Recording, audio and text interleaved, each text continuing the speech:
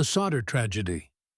The night before Christmas of 1945 was filled with warmth.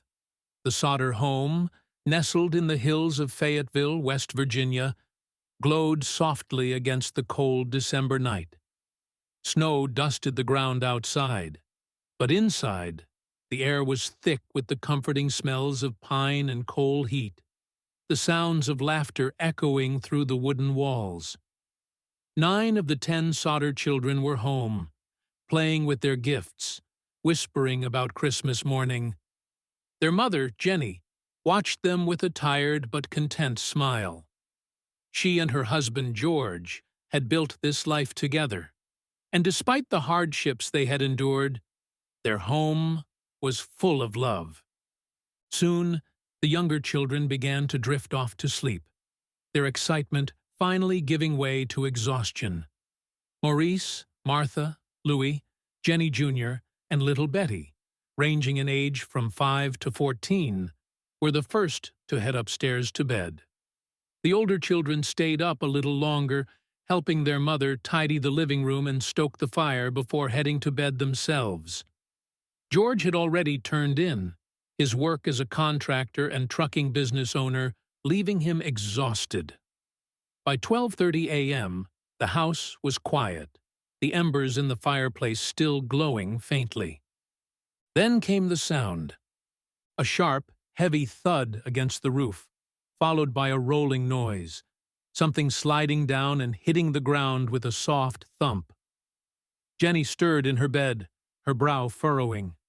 She sat up, listening. The house was silent again, except for the usual creaks of settling wood. Probably ice sliding from the roof, she thought. Shaking off her unease, she lay back down and closed her eyes. Minutes later, the sharp scent of smoke seeped into the room. Jenny bolted upright. Her heart pounded as she scrambled out of bed and rushed toward the hallway. The moment she stepped out, she saw it. Orange light flickering from George's office. A low, hungry crackling filled the air. Her breath caught in her throat. The house was on fire. Screaming for her husband, Jenny ran toward the staircase. The fire had already begun to creep up the walls, consuming everything in its path. George, awakened by her cries, stumbled out of bed, his face twisted with confusion before shock set in. Their older sons, John and George Jr., were already awake, coughing, their eyes wide with panic. "Get out! Get outside now!" George bellowed, grabbing Sylvia, their youngest, from her crib. The heat was growing unbearable. Smoke billowed through the hallway, curling under the ceiling, thick and suffocating. Jenny turned toward the staircase leading upstairs, where 5 of her children were sleeping. She could barely see through the blackened air. "Maurice! Martha!" she screamed, but no response came. The flames moved faster than thought, a living, breathing thing devouring their home. There was no way up, no way to reach them. The family stumbled out into the freezing night, coughing and gasping for breath. Outside, the bitter cold struck them, but panic drowned out the chill. As soon as George caught his breath, his eyes snapped up to the attic windows. The children must still be inside, trapped in their rooms. He had to get to them. The ladder. He could climb up, break the window, pull them out. He sprinted to the side of the house where he always kept it. But it was gone. His stomach dropped. He turned wildly, searching. It had been there that morning, always in the same place. Now, it had vanished. His mind raced. The truck. If he couldn't climb, he could drive it up to the house and use it as a platform. He ran to his first truck, wrenched the door open, and turned the key. Nothing.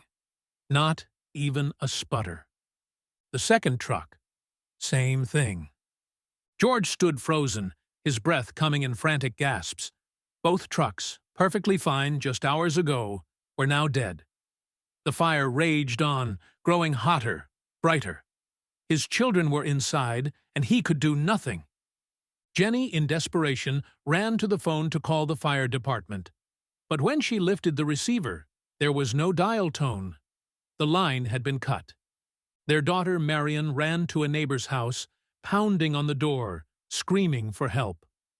The neighbor called the Fayetteville Fire Department, but no one answered. It was a small volunteer force, relying on a phone tree system where one person had to call another, then another, until someone responded. Precious time slipped away. By the time firefighters finally arrived, over 7 hours later, there was nothing left but smoking rubble. And yet, there were no bodies. Not a single bone, not a single trace of the 5 children who had supposedly perished in the fire. Authorities claimed the fire had been so intense that it had incinerated their remains completely. But Jenny wasn't convinced. She spent hours researching fires, burning animal bones to see if they would turn to ash. No matter how long she burned them, the bones never disintegrated completely. Experts later confirmed that even in house fires that burned for days, remains were always found. So where were her children? Then came the strange discoveries. A telephone repairman later confirmed that the Sodder's phone line had not been burned in the fire. It had been cut. The missing ladder was found tossed in a nearby ditch. A witness came forward, claiming to have seen a group of children watching the fire from a distance that night. Another woman swore she had served them breakfast at a diner a few days later, accompanied by 2 unfamiliar men. And then there was the warning. A few months before the fire, a man had tried to sell George life insurance. When George refused, the man's demeanor changed. "Your house will go up in smoke," he had said, voice low, "and your children will be destroyed." George, an outspoken critic of Benito Mussolini, had made enemies in the local Italian immigrant community. Was this revenge? Desperate for answers, the Sodders never stopped searching. They plastered the country with flyers, put up billboards along highways. Then, in 1967, a letter arrived from Kentucky. Inside was a photograph of a young man, dark-eyed and solemn. The resemblance to their missing son Louis undeniable. Scrawled on the back were the words, "Louis Sodder. I love brother Frankie. Ilil boys. A 90132 or 35 inches. George and Jenny hired a private investigator to track down the letter's origins. He vanished. They would never see their children again. Over the years, theories multiplied.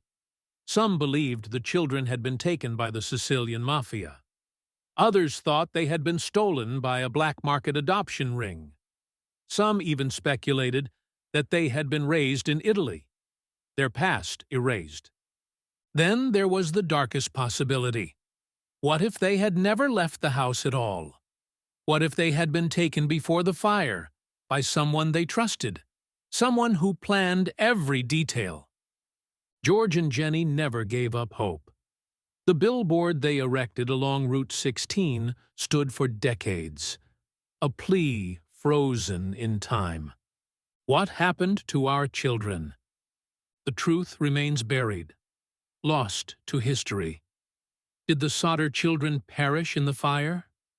Or did they slip into the shadows, forced into a life they never chose? No answers ever came, and perhaps none ever will.